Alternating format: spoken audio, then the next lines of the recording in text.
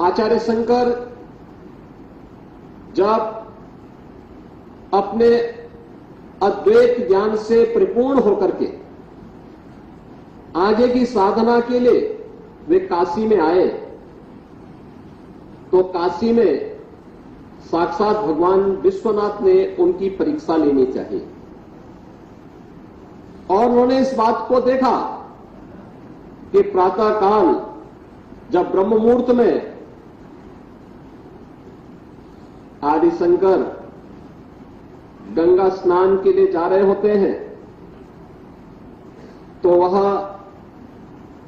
सबसे अछूत कही जाने वाली एक सामान्य व्यक्ति के रूप में वह उनके मार्ग के सामने खड़े हो जाते हैं।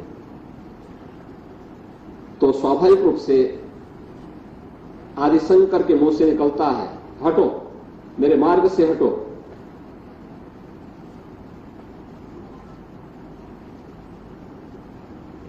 तो सामने से जो चंडाल होता है वह एक प्रश्न पूछता है कि आप तो अपने आप को अद्वैत ज्ञान की मर्मज्ञ मानते हैं, आप किसको हटाना चाहते हैं? आपका ज्ञान क्या इस भौतिक काया को देख रही है, इस भौतिक काया के अंदर बसे हुए ब्रह्म को देख रही है?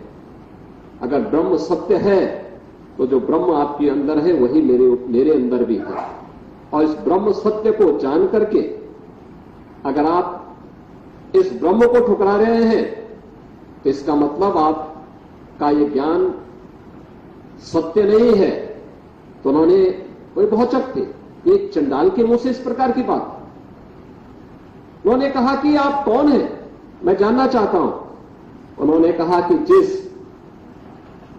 ज्ञान व्यापी की साधना के लिए, दुर्भाग्य से वो ज्ञान व्यापी आज लोग उसको दूसरे शब्दों में मस्जिद कहते हैं, लेकिन वो ज्ञान व्यापी साक्षात विश्वनाथ ही है।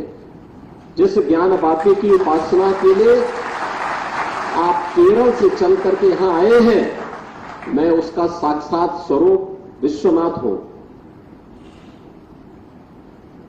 तो वह उनके सामने नतमस्तक होते हैं और उन्हें इस बात का पश्चाताप होता है कि नहीं, ये जो भौतिक अस्पृश्यता है यह न केवल साधना के मार्ग का सबसे बड़ी बाधा है, बल्कि राष्ट्रीय एकता और अखंडता की भी सबसे बड़ी बाधा है। और इस बड़ी बाधा को अगर हमारे समाज ने समझा होता तो देश कभी गुलाम नहीं होता।